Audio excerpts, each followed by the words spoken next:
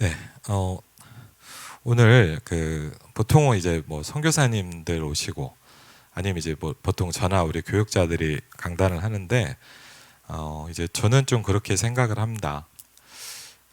저희 교회는 우리 교회는 조금 달랐으면 좋겠어요. 그게 뭐냐면 물론 우리 교회가 부흥되고 이렇게 살아나는 거 아주 중요합니다. 그렇지만 저는 우리 교회가요 다른 교회를 살리는 교회가 됐으면 좋겠어요. 정말 그래서 물론 뭐 든든하고 잘 세워진 교회도 있지만 이번에 이렇게 새롭게 시작을 하시는 은평구 구산동에서 이제 개척을 하시고 시작을 하십니다. 개인적으로는 제 후배죠. 후배고 이제 처음에 임마누엘 서울교회 가서 청년회를 맡았는데 그때 청년으로 있었어요. 지금도 기억이 나는 게 이제 그때 그 교회 근처에 미션홈이 있었는데 목사님도 웃으시는데 그 집에서 같이 신세 지면서 밥도 먹고 야식도 먹고 그래서 포럼을 많이 했거든요. 근데 그때 같이 있던 분들이 다 이제 목회자로 이렇게 나중에 신학교 가시고 다 이렇게 세워졌거든요. 하나님께서 그런 만남을 주셨는데 이번에 또 귀중하게 은평구 구산동에 개척을 하셨어요. 그래서 여러분이 함께 또 기도 힘도 모아주시고 또 그쪽 지역에 아시는 분이나 또 연결되는 분이 있으면 이제 목사님 이렇게 뭐 저한테 연락하다가 이렇게 연락하셔서 이렇게 성도도 이렇게 현장도 있으면 좀 붙여주시고 그래서 함께 또 귀중하게 응답받았으면 좋겠습니다. 예, 행복한 교회 채날 목사님 나오셔서 이렇게 말씀 전하시도록 하겠습니다.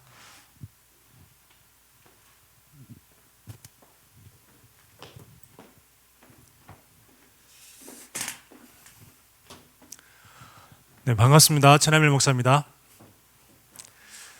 네, 제가 우리 신학교 가게 된 게 사실은 우리 황철 목사님이 제 모델이었습니다. 그래가지고 어떻게든지 황철 목사님처럼 전도하는 전도자가 되고 싶어서 갔는데 아주 황철 목사님보다 많이 좀 미천해가지고 굉장히 부끄럽습니다. 제 스스로는 이렇게 목사님 제자입니다 막 그랬는데 별로 안 제자 같아가지고 사실은 좀 많이 부끄럽긴 합니다. 예, 오늘 하나님 말씀 보겠습니다. 민수기 21장 4절에서 9절까지 말씀입니다.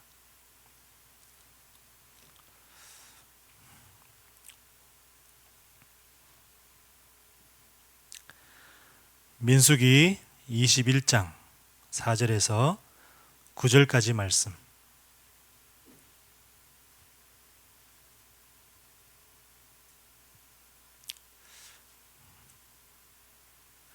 같이 합독하겠습니다. 백성이 호르산에서 출발하여 홍해 길을 따라 에돔 땅을 우회하려 하였다가 길로 말미암아 백성의 마음이 상하니라. 백성이 하나님과 모세를 향하여 원망하되 어찌하여 우리를 애굽에서 인도해 내어 이 광야에서 죽게 하는가. 이곳에는 먹을 것도 없고 물도 없도다. 우리 마음이 이 하찮은 음식을 싫어하노라 하매 여호와께서 불뱀들을 백성 중에 보내어 백성을 물게 하심으로 이스라엘 백성 중에 죽은 자가 많은지라. 백성이 모세에게 이르러 말하되 우리가 여호와와 당신을 향하여 원망함으로 범죄하여 사오니 여호와께 기도하여 이 뱀들을 우리에게서 떠나게 하소서. 모세가 백성을 위하여 기도하매 여호와께서 모세에게 이르시되 불뱀을 만들어 장대 위에 매달아라. 물린 자마다 그것을 보면 살리라. 모세가 놋뱀을 만들어 장대 위에 다니 뱀에게 물린 자가 놋뱀을 쳐다본즉 모두 살더라. 아멘. 제가 이제 개척은 사실은 아니고요. 그 전에 사실 몇 년 동안 계속 남의 사무실을 이곳저곳 빌려서 몇 군데 이렇게 다니면서 예배를 드렸습니다. 그러다가 이번에 이제 성전을 처음으로 얻어서 그렇게 이제 성전 이전 예배를 지난 주일날 드렸습니다. 아주 조그만 한 20평 남짓한 교회고요. 그런데 마침 너무 많은 분들이 축하하러 오셔가지고 그렇게 참 하나님 은혜 가운데 성전 이전 예배를 잘 마치게 되었습니다. 오늘 말씀을 어떻게 전할까 하다가 제가 성전 이전 예배를 준비하면서 바로 또 제가 막 직접 공사를 다 했거든요. 막 이렇게 페인트 칠도 하고 막 또 모르는 거 있으면 전기 공사는 또 다른 분이 와서 좀 아는 선배 목사님이 와서 좀 도와주시기도 하고 막 그래서 이렇게 전기 성전 공사를 다 했습니다. 그래서 뭐 필요한 것도 뭐 의자 같은 경우도 막 제가 직접 달라고 막 네, 그렇게 했는데 그런 중에 제가 이제 또 베트남에 선교를 또 다녀오게 됐습니다. 사실은 가기 전에 제가 베트남을 가야 될까 막 이런 생각을 많이 했습니다. 제가 해외로 나간 게 여행뿐만 아니라 다 포함해서 해외로 나간 게 연구원 3학년 때 RTS 연구원 3학년 때 친구들 그 학우들이랑 같이 말레이시아 가고 난 다음에 한 번도 간 적이 없습니다. 그러니까 거의 한 12, 3년 만에 이번에 처음 가게 된 거예요. 그 베트남을. 그래서 뭐 꼭 가야 되나 막 이러면서 막 그러다가 진짜 하나님 은혜로 거의 뭐 영끌해서 그렇게 이번에 갔다 왔는데 일단 그 갔다 온 사역을 잠깐 좀 먼저 말씀을 드려야 될 것 같습니다. 다음이요. 예. 저는 이번에 1월 지난달에 갔다 왔고요. 베트남에 60여 명의 초교파 목사님들, 사모님들, 전도사님 그리고 평신도들까지 합해서 그렇게 왔습니다. 목회자만 19명 해서 다녀왔고요. 그래서 제가 어떻게 하다 보니까 목회자 전체 19명의 제가 팀장을 이렇게 맡게 되었습니다. 제가 이렇게 뭐 전화가 와가지고 좀 제발 좀 팀장 좀 맡아달라고 그래가지고 제가 전 도저히 못합니다. 딴 사람 시키시고 정할 사람 없으면 그러면 저한테 다시 한번 얘기해 보시겠어요? 제가 얘기했는데 한 달 정도 후에 다시 전화가 왔어요. 한 달이 아니고 한 2주, 3주인가 있다가 전화 왔습니다. 와가지고 목사님밖에 할 사람이 없습니다. 제발 좀 팀장을 맡아주십시오. 그래가지고 제가 팀장 겸 또 제가 또 한 조의 조장을 맡게 되었습니다. 그래서 하노이에 가게 되는데 하노이는 베트남의 수도죠. 그래서 저희 조는 하노이 주변 흥엔이란 그 도시와 그 다음에 다시 돌아와서 하노이 쪽을 좀 캠프를 하게 되었습니다. 다음이요. 예, 이렇게 목회자들 거의 사모님 한 두 분 정도 있었고 대부분 이제 목사님들이고요. 네, 다음이요. 제가 그 하노이 갔다가 처음에 이제 간 곳이 흥엔이라는 시입니다. 그날 저희가 캠프하러 갔는데 흥엔시에 그날 비가 계속 왔습니다. 주룩주룩 계속 와가지고 막 캠프할 분위기도 안 나고 막 그랬는데 그러면서도 이제 어떻게 된지 캠프를 해야 되니까 이제 뭐 이렇게 상가도 들어가고 이렇게 막 전도를 막 했습니다. 했는데 그 중에 이제 어떤 한의사 이게 있는 그런 집에 들어갔는데 이 친구가 복음을 듣고 그때 막 거의 막 손짓 발짓 하면서 복음 전했던 것 같아요. 첫날이라서 이게 막 어떻게 될지 잘 모르겠고 그러니까 막 언어는 안 되지 막 방법이 없는 거예요. 그래서 막 온갖 손짓 발짓 하면서 막 그렇게 어떻게 복음을 전했는데 이 친구가 이제 예수님을 영접하게 됐어요. 해가 돼가지고 우리 막 너무 감사하다고 저번에 이제 제 옆에 계신 분은 감리교단에서 오신 사모님입니다. 감리교단에서 오신 사모님이고 남편 목사님은 이제 은퇴하시고 감리교단에서 어느 좀 큰 규모 있는 교회에서 은퇴하시고 나왔는데 이제 어떻게 같이 저랑 같은 조가 돼가지고 그렇게 됐는데 거의 대부분 이제 다니면서 계속 제가 이제 복음을 전하고 그 사모님이 제가 복음 전하는 거 보시면서 아마 좀 은혜를 많이 받으셨던 것 같아요. 그래서 뭐 끝나고 난 다음에 한국 돌아와서도 계속 연락을 주고받고 있는데 하여튼 저 친구한테 복음을 전했는데 저 친구가 이제 너무 감사하다고 막 그러면서 이제 우리가 그때 이제 마침 점심시간이라서 우리 같이 밥 먹을 때 없냐 했더니 저 친구가 직접 저 차로 뒤에 있는 게 저 친구의 차입니다. 그 친구가 저 차로 우리를 가까운 그 밥 먹을 식당으로 이게 현지인 식당으로 데려다 줬어요. 베트남에는 그 오토바이가 굉장히 많습니다. 여러분 잘 알다시피. 근데 그 친구들의 소원이 뭐냐면 오토바이 하나 갖는 거. 그리고 오토바이 있는 친구들의 소원이 뭐냐면 차를 하나 갖고 싶어 하는 거. 그럼 왜 차를 갖고 싶어 하느냐? 물어보면 비 올 때, 베트남에는 눈은 없잖아요. 겨울에도 따뜻한 날씨이기 때문에 눈은 없기 때문에 비 오는 날 불편하기 때문에 차를 갖고 싶다 하는데 근데 베트남에서는 이 차를 안 만듭니다. 그래서 100% 수입했는데 만약에 차값이 1,000만 원이다. 그러면 세금이 100%입니다. 그러니까 2,000만 원을 줘야지 차를 할 수가 있어요. 그 정도로 그 베트남에서는 이 차를 잘 못 사게끔 하고 있어요. 근데 그럼에도 불구하고 굉장히 많은 사람들이 지금 베트남에서 이렇게 차를 많이 또 구입을 하고 있다고 합니다. 저 친구가 이제 아주 차가 좋더라고요. 그래서 저 친구가 이제 우리에게 복음 듣고 같이 식당으로 데려다주고 그리고 같이 밥 먹자고 했는데 저 친구가 빨리 또 손님들 보러 가야 된다고 그래가지고 못하고 그렇게 헤어졌습니다. 다음이요. 밥을 먹고 이제 막 계속 비가 오니까 어디 캠프하기가 좀 너무 힘든 거예요. 그래서 이제 호텔을 막 찾아갔는데 주변 사람들한테 이렇게 막 물어보니까 저기 지금 호텔이 있다는 거예요. 그래서 우리가 거기로 갔습니다. 그리고 갔더니 거기서 하시는 말이 뭐냐면 여기는 외국인은 안 된다는 거예요.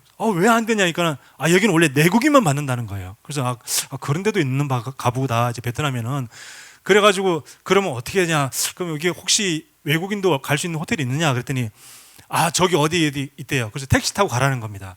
근데 뭐 택시를 제가 어떻게 부를 수가 없잖아요. 어떻게 부르는지도 모르고. 그래서 그럼 걸어는 갈 수 있냐 했더니 걸어가면은 한 20분 정도 걸린대요. 그래 알겠다고 우리는 그럼 걸어가겠다고 이렇게 얘기했더니 갑자기 잠깐만 기다려 보라고 하더니 그 자기네 오토바이를 2대를 꺼냅니다. 자기가 저 맨 오른쪽에 계신 분이 그 주인분이신데 오토바이 2대를 꺼내더니 자기가 한 대 몰고 가운데 있는 저 오토바이 탄 분이 자기 딸이에요. 따님이 오토바이 타라고 타라고 하더라고요. 그래가지고 그 따님 뒤에 한 분 타고 저기 사장님 뒤에 저랑 또 다른 분 한 분 타고 2명이 타고 그래가지고 호텔까지 태워다 준 겁니다. 얼마나 감사하고 고맙던지. 그래가지고 막 내려가지고 호텔 앞에서 내려가지고 막 사진 찍고 막 그랬습니다. 네, 다음이요. 그리고 이제 그 호텔에서 자고 난 다음에 제가 아침에 이제 그 체크아웃을 하기 전에 저분이 호텔 지배인이거든요. 호텔 지배인한테 만나가지고 제가 저 친구한테 복음을 전해야겠다 이런 생각이 너무 드는 겁니다. 그래가지고 제가 마침 그 베트남에는 이게 와이파이라는 것들이 너무 잘 되어 있습니다. 그래가지고 제가 이제 핸드폰으로 와이파이 연결해가지고 이게 통역기 있잖아요. 통역기 가지고 제가 저 친구한테 복음을 전했어요. 통역기 가지고 그래서 복음 전하고 그래가지고 이제 저 친구 영접하고 너무 이제 감사해서 사진 찍었는데 저 친구가 고맙다고 체크아웃 할 때 호텔비를 20%를 할인해 줬어요.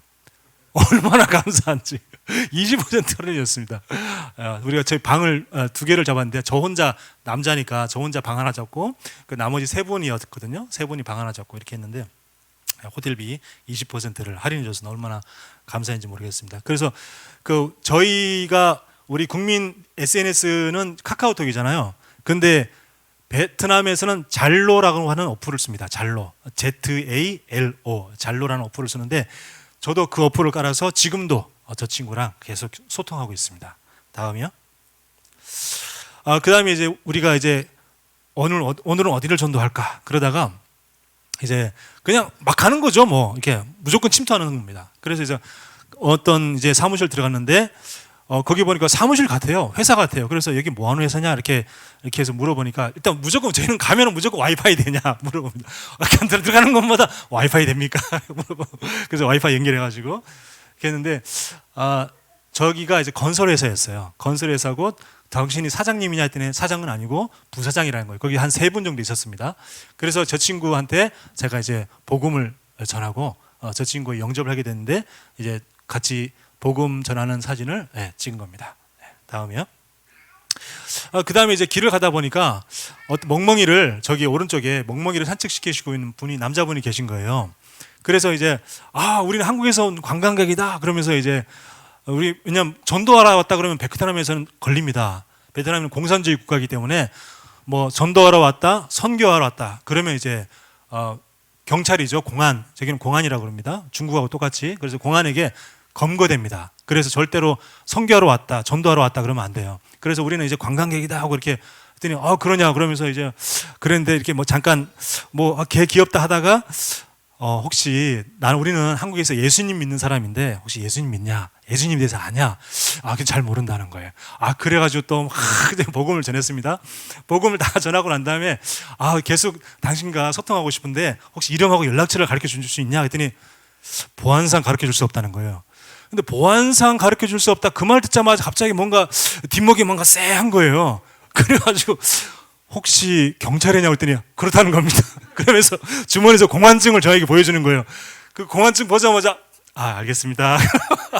바로 저 3분들 모시고 빨리 갑시다 했더니 왜 그러냐 그래서 아니 나중에 얘기해 주시니까 빨리 가자고. 그래가지고 나오면서 제가 설명했더니 전부 다 놀래가지고 막 그랬던 경우 있어요. 나중에 저희가 팀이 19명 다 팀이 모여가지고 그래서 포럼 할 때 목회자 남자 목회자만 4명이 갔던 팀이 있었는데 다른 지역 갔었는데 거기서 전도하다가 공안 4명이 갔는데 공안 8명이 와가지고 잡아서 경찰서에 끌려갔어요.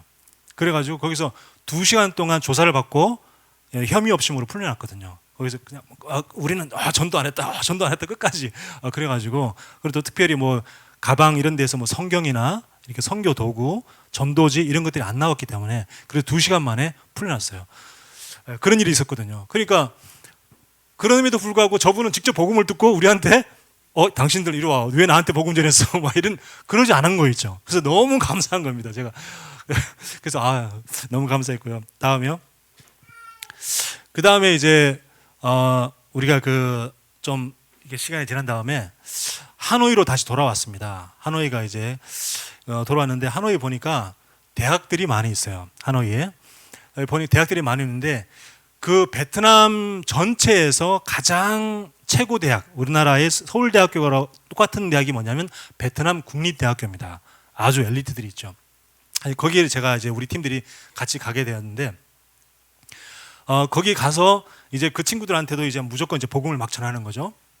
복음을 전하는데 저 남자친구랑 여자친구 둘이 있는 거예요. 그래서 너네 둘이 커플이냐 했더니 커플은 아니래요. 그냥 친구라는 겁니다. 같은 과. 그래서 과가 뭐냐 했더니 전자공학과래요.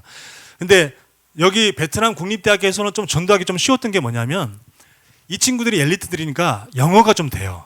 이 친구들이 베트남 사람들은 거의 영어를 잘 못하는데 이 엘리트들이라서 그런지 영어가 좀 돼요. 그래서 저도 뭐 영어를 잘 하는 건 아닌데 그냥 조금 이렇게 할 수 있거든요. 그래가지고 이제 띄엄띄엄 해가지고 저 친구들한테 영어로 제가 복음을 전하고 같이 영어로 영접기도 하고 그 다음에 이제 이제 뭐 이렇게 저 친구들이 이제 페이스북을 한다 그래가지고 저도 같이 페이스북 서로 이렇게 연락처 공유하고 그랬는데 자기들이 뭐 대접을 하고 싶다는 거예요. 그래서 뭘 대접하고 싶냐니까 뭐 더운데 아이스크림이라도 뭐 먹겠냐 우리한테 그러는 거예요. 괜찮다고 우리는 괜찮다고 했더니 그래도 사주고 싶다는 거예요. 그래가지고 저 친구들이 음료수랑 아이스크림을 저 친구들이 대접을 해줬어요. 그 현지인 친구들이. 그래서 너무나 고맙습니다. 너무 고맙고 너무 정말 착한 그런 친구들이었던 것 같아요. 다음이요. 그 다음에 저기서 제가 이 동영상 이제 틀어주세요. 여기서 제가 바로 옆에 그 대학교 바로 옆에 여고가 있어요. 여고가 있는데 갔더니 거기서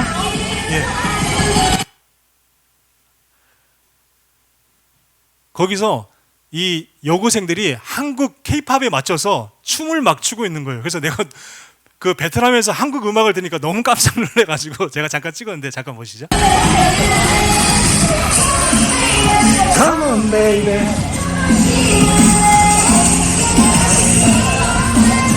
저 앞에 계신 분이 그 안무 선생님입니다.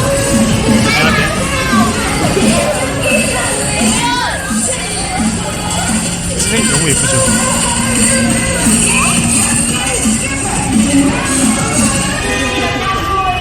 여기까지 좀 보겠습니다. 네, 아마 무슨 동아리인 것 같아요. 네, 동아리인 것 같아요. 그래서 그 대학교 바로 옆에 또 고등학교가 있고 막 그래서 그 학군이 아주 좋은 학군이더라고요. 다음이요. 네, 그 다음에 저희가 이제 거기서 계속 학교 안에서 계속 이제 거의 하루를 죽치고 있었어요. 계속 죽치면서 계속 전도하고 많은 사람들한테 저희가 전도했던 것 같아요. 그러다가 옆에 이제 잠깐 우리가 쉬고 있는데 여학생 3명이 옆에 앉아 있더라고요. 그래서 이렇게 우리가 이제 얘기하고 있으니까 그 옆에 있는 저 친구 중에 한 명이 영어로 한국에서 왔냐고 물어보더라고요. 그래서 우리 한국에서 왔다고. 그랬더니 이 친구들은 베트남 친구들은 한국에 대한 이미지가 너무 좋고 한국을 너무 좋아해요. 베트남에 이제 가장 한국을 그 국기를 성향하는 사람이 박항서 감독. 그러니까 뭐 한국에서 왔다 그러면 박항서 막 이러면서 엄청 좋아합니다. 진짜 너무 좋아하고 특히 이 젊은 친구들은 그 한국에 오고 싶어하는 것이 거의 100%예요. 거의 100명을 만나면 100명 다 한국 오고 싶어해요. 너무 가고 싶어하고 특히 뭐 BTS 막 이런 거 엄청 좋아합니다. 근데 이제 저 친구들이 3명이 제 옆에 있었는데 너네 과가 어느 과냐 했더니 법학과라는 거예요. 그래서 자기네가 지금 이제 시험 준비 중이라는 건데 뭐 이렇게 프린트를 하나 들고 있더라고요. 그래서 시험 공부 중이라는 거예요. 그래서 그러냐 그러면서 내가 너희들 계속 만나고 싶다 그랬더니 자기가 시험 치고 올 때까지 기다릴 수 있냐는 거예요. 1시간 반 정도. 기다릴 수 있다고. 그랬더니 시험이 어렵냐니까 너무 어렵다는 거예요. 아무리 어렵겠죠. 법학과니까 뭐 외울 것도 많고 그렇겠죠. 그래서 제가 그냥 툭 던지는 말로 시험 잘 보라고 내가 기도해 주겠다고 그냥 그랬거든요. 그랬는데 이제 시험 다 끝나고 난 다음에 이 친구가 와가지고 저기 그 맨 제 오른쪽에 제 옆에 오른쪽에 있는 저 여자 친구가 투라는 친구고 여기 저기 체육복 같은 입은 친구가 타우라는 친구고 그다음에 저 끝에 흰 옷 입은 친구가 자오라는 친구인데 장이라는 친구인데 그래서 저 남자 친구는 이제 카이라는 친구고 근데 이제 저 오른쪽에 있는 그 친구가 저한테 제 오른쪽에 있는 여학생 저 친구가 오더니 시험 끝난 다음에 시험을 너무 잘 봤다는 거예요. 그래서 자기는 나보고 와서 I got 8 포인트 막 그런 거예요. 자기가 8점 8점 맞았다고. 그러니까 아마 10점 만점에 8점인가 봐요. 그러니까 자기는 학교에 입학해서 지금까지 이렇게 높은 점수를 받아본 적이 없다는 거예요. 그래서 나보고 당신이 기도해서 이렇게 좋은 높은 점수 받았다고 너무 기뻐하고 막 그런 거죠. 나 속으로 나 기도 안 했는데 말로만 기도했다 그랬는데 근데 어찌됐건 간에 그러니까 너무 감사했죠. 그래서 이제 우리가 우리 저녁 먹으러 가야 되는데 여기 혹시 싸고 맛있는 베트남 식당 없냐 했더니 그거 있다는 거예요. 아무래도 대학 주변이니까 이제 맛있게 싸고 맛있는 먹을 때가 많이 있더라고요.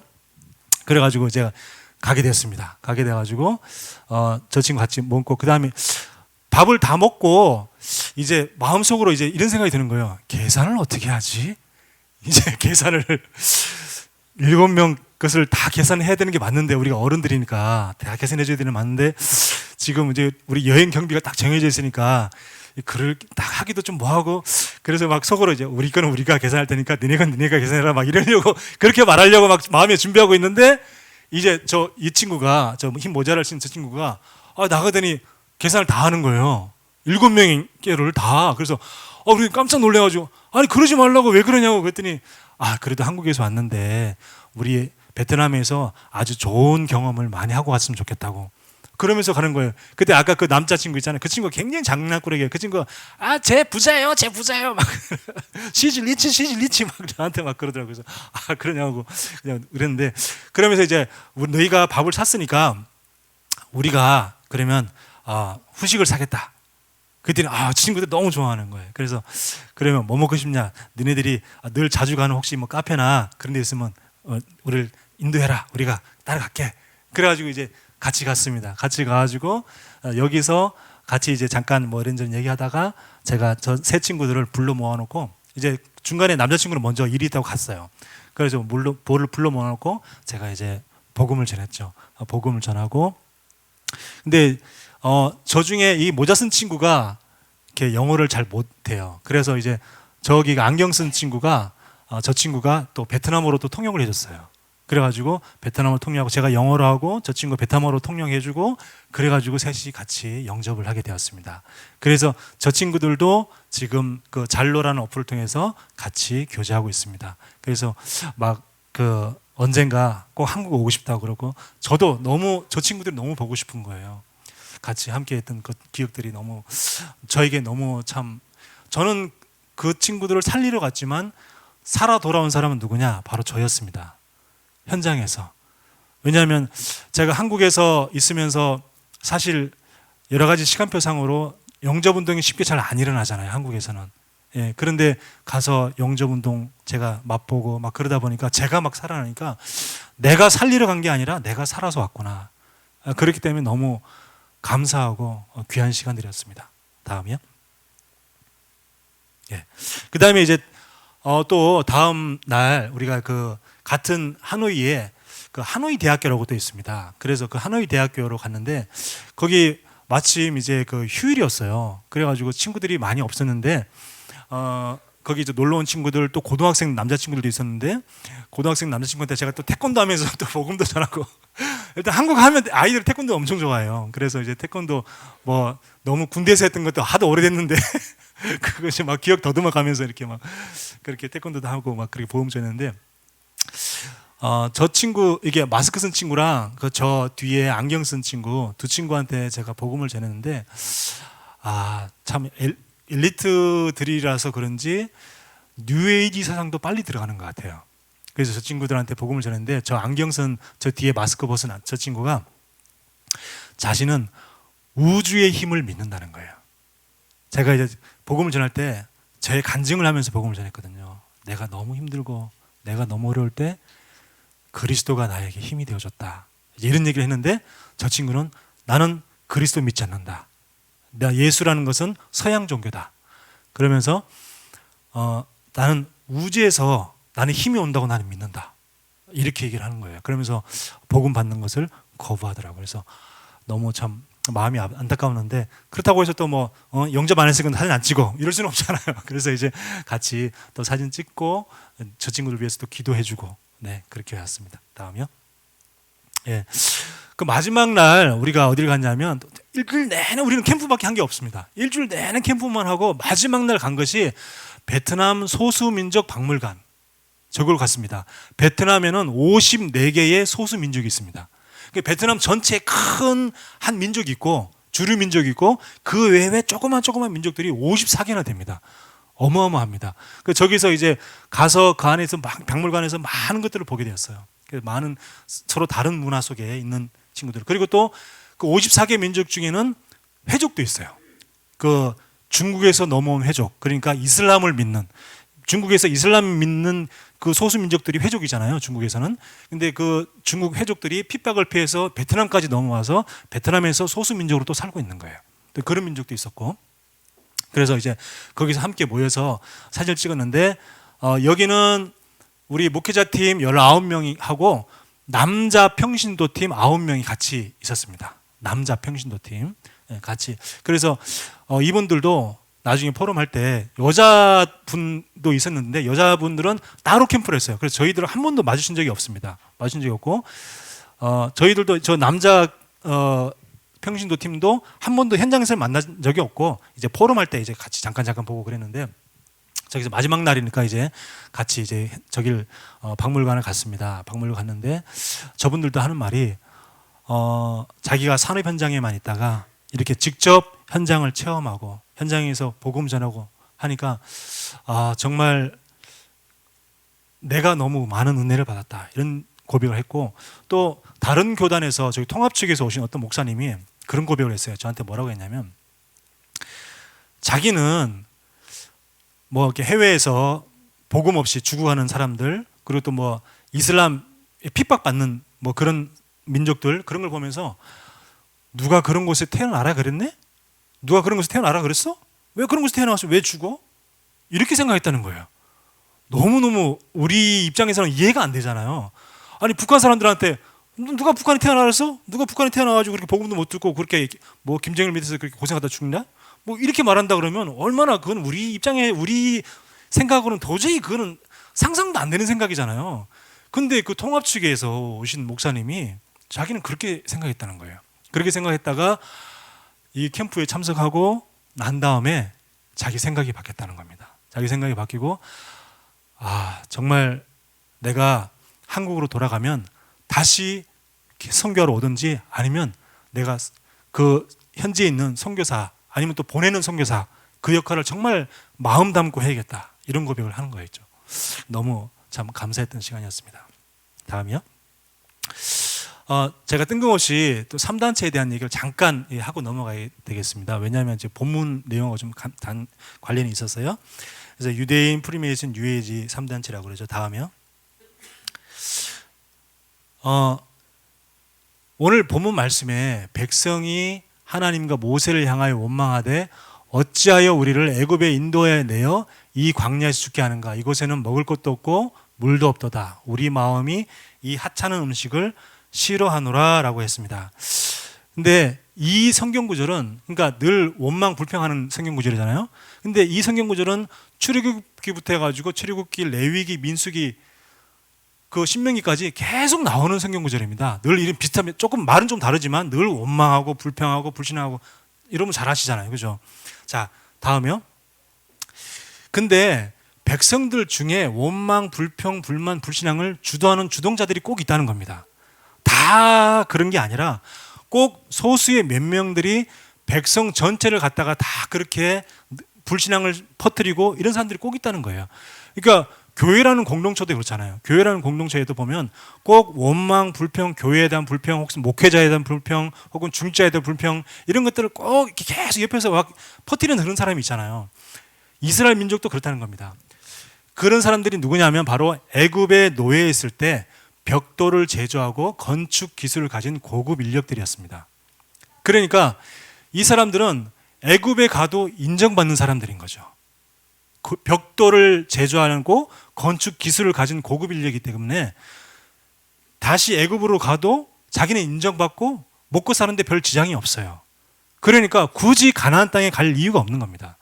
그러니까 자꾸 원망 불신앙을 계속 퍼뜨리는 거예요.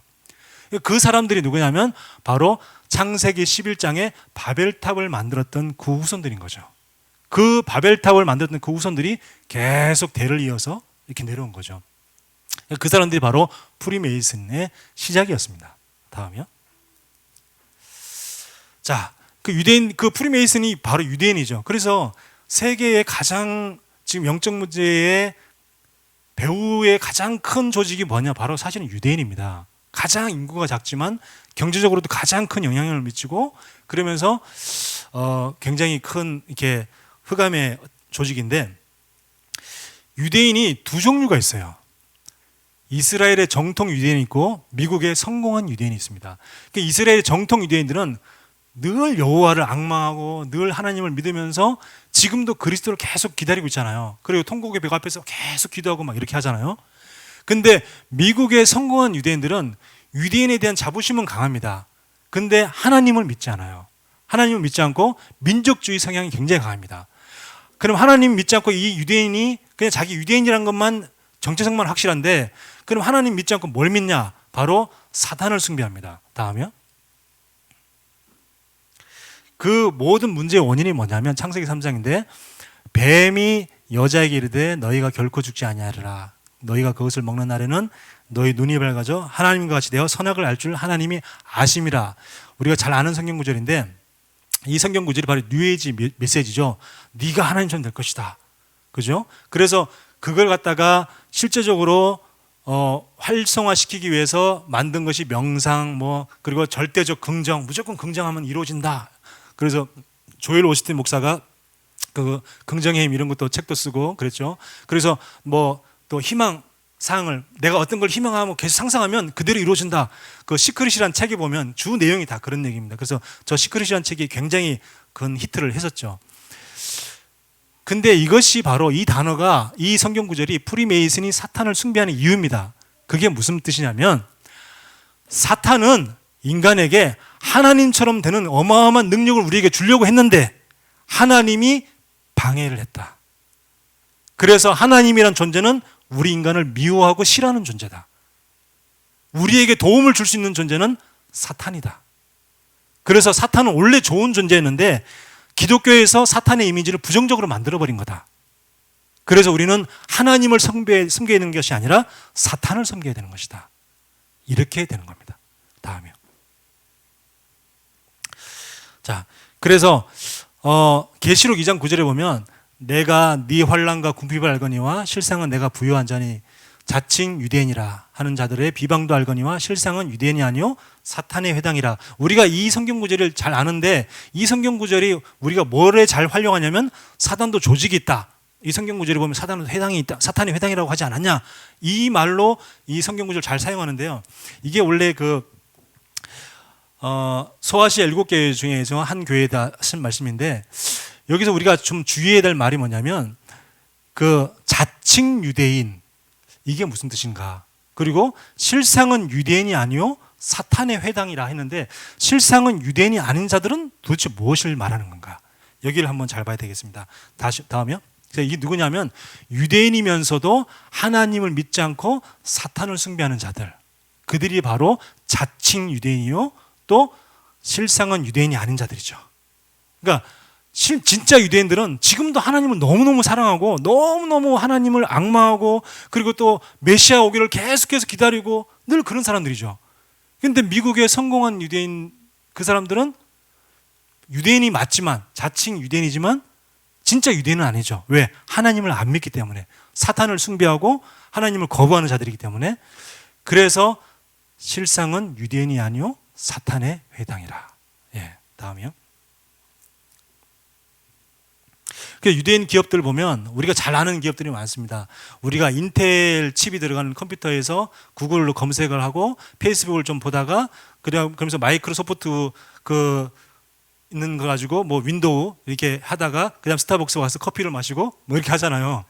우리 웬만한 것들이 다 사실은 유대인 기업입니다. 우리가 거의 뭐 살면서 유대인 기업들을 안 쓰는 일이 거의 없을 것 같아요. 우리 뭐 베스킨 밑에 뭐 베스킨 라빈슨 뭐 옛날에 유명했던 청바지 리바이스 뭐 IBM 샌디스크 뭐 너무너무 어마어마한 그들이 많죠. 영화사도 그렇고 영화사 파라마운트 20세기 폭스 다음이요.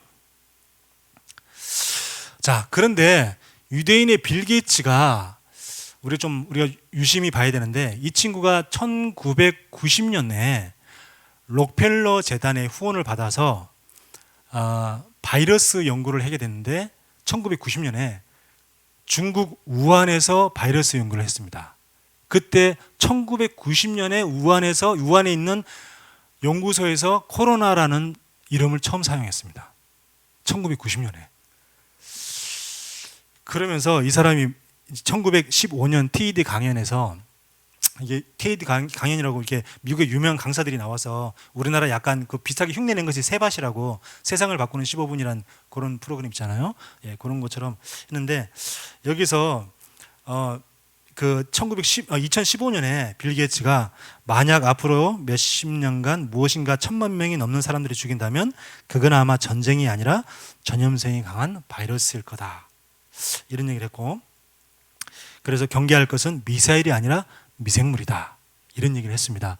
그러니까 그래서 뭐 코로나 한참 유행할 때 빌 게이츠가 코로나 바이러스를 만들었다 이런 얘기들이 굉장히 많이 있었습니다. 근데 그것 이제 무슨 뭐 음모론 막 이런 얘기도 많이 있었는데 정확한 거는 저도 알 수가 없습니다. 저도 잘 모르지만 하여튼 뭔가 좀 의심스러운 것은 확실히 맞는 것 같아요. 다음이요. 그래서 이 빌 게이츠가 그 미리 예언을 했는데 코로나 한참일 때 예언을 했는데 그게 딱 맞아졌어요. 희한하게 2020년도에 코로나19 전쟁은 끝날 것이다. 지금 2023년이잖아요. 근데 거의 저 친구의 말이 거의 다 맞아졌습니다. 예, 희한하게. 예. 그래서 우리가 참 이 프리메이슨 유대인들을 참 굉장히 뭐라 해야 될까 주시해야 되고 또 기도해야 될 그런 영적 전쟁의 대상인 것만은 확실히 맞는 것 같습니다. 다음이요. 그래서 결국은 우리가 저 친구들을 살릴 것은 복음밖에 없는 것 같습니다. 정말 우리가. 그래서 그 오늘 말씀에 8절에 보면 불뱀을 만들어 장대 위에 매달아라. 물린 자마다 그것을 보면 살리라 그랬고 9절에도 보면 뱀에게 물린 자가 노뱀을 쳐다본 중 모두 살더라 그랬습니다. 다음이요. 그래서 정말 누구든지 노뱀을 보면 모두 산다 그랬습니다. 누구든지 주의 이름을 부른 자는 구원을 받으리라. 그 창세기 3장 15절에 여자의 우선 언약을 붙잡기만 하면 사탄의 권세가 무찌르고 또 창세기 6장 14절에 방주에 누구든지 어떤 죄인도 올라타기만 하면 홍수, 인생의 홍수에 난 그런 사람도 똑같이 재앙에서 구원받고 출애굽기 12장 22절에 문설주에 피를 뿌리기만 하면 좌우 임방에 피를 뿌리기만 하면 누구든지 인생의 노예에서 해방되어지고 그리고 이사야 7장 14절에도 임마누엘의 언약을 붙잡기만 하면 포로에서 해방되는 것처럼 우리가 마태복음 16장 16절 예수가 그리스도를 부를 때 인생에 속국된 상태에서 해방됩니다. 다음이요. 그래서 요한복음 3장 14절 15절에도 보면 다음이요. 네. 예수님 직접 얘기하셨죠. 모세가 광야에서 뱀을 든 것 같이 인자도 들리하리니 이는 그를 믿는 자마다 영생을 얻게 하려 하심이니라. 아멘. 그래서 우리에게 문제, 고난, 위기 속에서 정말 십자가에 들리신 예수 그리스도를 바라봐야 될 줄 믿습니다. 다음, 마지막으로 결론이면서 제가 기도 제목을 잠깐 드리겠습니다. 전 세계 모든 민족이 예수 그리스도를 바라보도록. 그리고 두 번째, 제가 태극권을 계속 수련 중입니다. 여러분 태극권이라고 들어보시는지 모르겠어요. 그 중국에 같은 데 가면 왜 가끔 TV 같은 데 보잖아요. 아침에 이렇게 나이 드신 분들이 와가지고 이렇게 체조를 하는 건지 춤을 추는 건지 뭐 이렇게 탁 천천히 뭐 이렇게 몸을 움직이는데 그게 뭐가 뭔지 모르지만 하여튼 뭐 그런 거 하잖아요. 예, 그게 사실 태극권입니다. 제가 태극권에 왜 관심을 갖게 됐냐면 제가 사실 이렇게 구기 종목은 조금 잘 못해요. 구기 종목을 잘 못하는데 그런 투기 종목을 되게 좋아했습니다. 어릴 때부터. 그래서 뭐 청소년 시절에는 뭐 이렇게 우슈 또 어른 돼서는 뭐 성인 20살 고등학교 졸업한 이후로는 무슨 뭐 합기도 뭐 태권도 그다음에 군대 가서는 또 희한하게 군대를 좀 이상하게 좀 약간 특수한 부대에 가게 돼서 거기서 또 특공무술 배우고 뭐 하여튼 계속 그런 했는데 이제 나이를 먹으니까 힘든 거예요. 그런 운동들이. 근데 힘들고 또 제 몸에 많이 이렇게 부대끼다는 생각이 많이 들었어요. 그 운동을 열심히 격렬하게 하고 나면은 이렇게 다음 날 몸이 개운하지만 오히려 뭐 이렇게 근육이라든지 이런데 많이 이렇게 힘든 걸 많이 느꼈어요. 그래서 좀 운동을 뭔가 좀 몸에 무리가 가지 않는 운동을 해야겠다. 근데 저는 또 이상하게 헬스는 또 싫어요. 우리 황철 목사님 열심히 헬스 하시잖아요. 저는 또 헬스는 싫어요. 왜 그러냐니까 단순 반복하는 걸 너무 싫어해요. 제가 뭔가를 배우면서 늘 새로운 걸 하는 건 좋은데 단순한 운동을 계속 반복. 근데 막 하면은 다음날 바로 근육이 뭐 울끈이 불끈이 생기고 뭐 그런 것도 아니잖아요. 그러다 보니까 제가 이게 저는 헬스도 몇 번 해봤는데 저하고는 안 맞더라고요. 그래가지고 헬스는 또 안 싫고 그래서 그런 중에 또 제가 생각한 게 류 목사님이 호흡을 강조하는데 호흡을 하면서 운동도 되어지고 그리고 건강도 지킬 수 있는 거 그리고 기도도 할 수 있는 거 그런 게 없을까 하다 보니까 제가 태극권을 하게 됐어요. 근데 해보니까 정말 제가 예상했던 거랑 딱 맞는 거 있죠. 굉장히 이게 태극권을 보고 서동 운동이라고 합니다. 서동 운동. 이게 서서히 천천히 움직이는 운동이다. 그래서 서동 운동인데 이것이 무슨 운동이 되겠냐 했는데 여러분 해보시면 압니다. 아마 여러분 직접 여기서 한 10분만 제가 여러분 따라해서 해보라 그러면 아마 몸에 땀이 줄줄 날 겁니다. 굉장히 운동량이 많습니다. 많고 그래서 천천히 운동하면서 몸의 균형 감각도 잡아주고요. 그리고 또 그 태극권을 할 때 상허하시려는 원칙이 있어요. 상체는 몸에 힘을 빼고 하체는 단단하게 힘을 주고 상허하실 그래가지고 그런 이제 그 태극권에 그 수련 원리가 있는데 그 태극권을 수련하면 여러분 하체가 굉장히 튼튼해집니다. 정말입니다. 그 스쿼트 100개 한 거랑 비슷한 효과가 있습니다. 굉장히 좋습니다. 그래서 그걸 천천히 하면서 저절로 이렇게 기도가 되어져요. 그래서 태국권에 그 불신자들이 붙인 그 별명이 있습니다. 그게 뭐냐면 움직이는 명상이에요. 움직이는 명상. 태국권을. 그래서 저는 이제 그 움직이는 명상이 아니라 움직이는 묵상 해가지고 천천히 하면서 눈을 감고 이렇게 천천히 하면은 얼마나 그게 호흡도 되어지고 기도도 되어지고 얼마나 좋은지 몰라요. 근데 사람들은 안 좋아하죠. 왜냐하면 뭔가 빨리 뭔가 이런 걸 좋아하지 뭐 요즘 좋아하는 젊은 친구들 좋아하는 무슨 뭐 이종격투기라든지 이런 걸 좋아하지 뭐 이런 걸 별로 안 좋아하잖아요. 그래서 좀 이거 너무 좋은데 이거 목사님들이나 이거 좀 우리 전도자들이 꼭 해야 되는데 저 혼자 막 그러고 있습니다. 그러면서 이제 절대 영어를 또 제가 그 요즘에 우리 교단 목사님들 교회대회들에서 많이 하고 있어요. 그 제가 아는 목사님 교회의 장로님이 그 절대 영어라는 것을 만들었습니다. 절대 영어가 뭐냐면 그 우리는 지금까지 영어 공부를 갖다가 영어를 갖다가 한글로 바꾸는 것을 그런 걸 늘 공부를 했잖아요. 어릴 때부터 늘 영어 책 보면 다 영어로 돼 있고 이걸 갖다가 뭐 한글로 바꾸면서 뭐 영어 단어도 외우고 그리고 또 무슨 뭐 문법도 일형식이니 이형식이니 삼형식이니 무슨 뭐 형용사 뭐 이렇게 배웠잖아요. 근데 절대 영어는 우리가 한국 사람이고 영어로 말하려면 내가 생각하는 그 한국 생각을 영어로 바꿔서 말해야 되는데 영어를 갖다가 처음부터 영어를 한국어로 바꾸는 그래서 공부를 하다 보니까 자유롭게 영어가 안 된다는 거죠. 그래서 한국어를 영어로 바꾸는 이 조금의 인식 차이인데 그 인식 차이가 굉장히 크더라고요. 보니까 제가 교육을 이제 1박 2일 동안 받았는데 굉장히 많이 도움이 됐어요. 그래서 절대 영어 그렇게 그걸 원칙을 1박 2일 동안 배우고 그 다음에 이제 나머지는 계속 그 자기가 연습을 해야 되는데 1박 2일 그걸 하면은 100만 원짜리 그 125강이 되는 그 인터넷에서 절대 영어를 들을 수 있는 그 강의권을 줍니다. 100만 원짜리 강의권을. 그리고 현장에서 1박 2일 할 때도 30만 원 강의비를 내는데 그것도 우리 그 아는 목사님이 그냥 와라 그래가지고 그냥 듣게 되었어요. 그게 됐는데 그래서 저는 이제 제가 기도 제목이 뭐냐면 태국권하고 절대 영어가 전도의 문이 되어져서 정말 그 절대 영어 같은 경우는 이제 주로 우리 아이들, 태국권 같은 경우는 성인들이나 이제 노인들 이런 계층으로 해서 왜냐하면 노인들 같은 경우는 이렇게 몸에 관절이나 이런 데 무리를 주지 않기 때문에 굉장히 좋은 운동이거든요. 건강에. 또 호흡도 같이 하기 때문에. 그래서 전도의 문이 열리기를 기도 제목 잡고 있고요. 그리고 이제 은평구, 마포구, 또 서대문구, 또 종로, 중구, 용산구, 특히 종로, 중구, 용산구 쪽에는 이제 우리 다락방 교회가 하나도 없습니다. 다락방 교회가 가장 우리 서울의 핵심 중심지인데 다락방 교회가 하나도 없어서 제가 수년 전부터 계속 기도하고 있는 것이고요. 그래서 또 와 있는 다민족 복음화. 다민족은 하면은 주로 세 종류죠.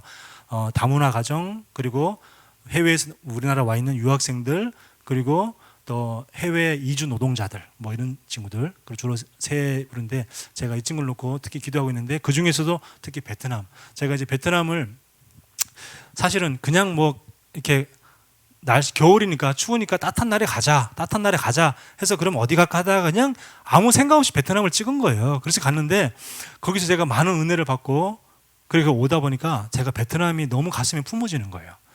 그 와서 가만히 생각해 보니까 베트남을 내가 자주 들어갈 수 있는 것도 아니지만 한국에 사실 중국 다음으로 가장 많은 숫자가 외국인 숫자가 2위가 베트남 사람이거든요.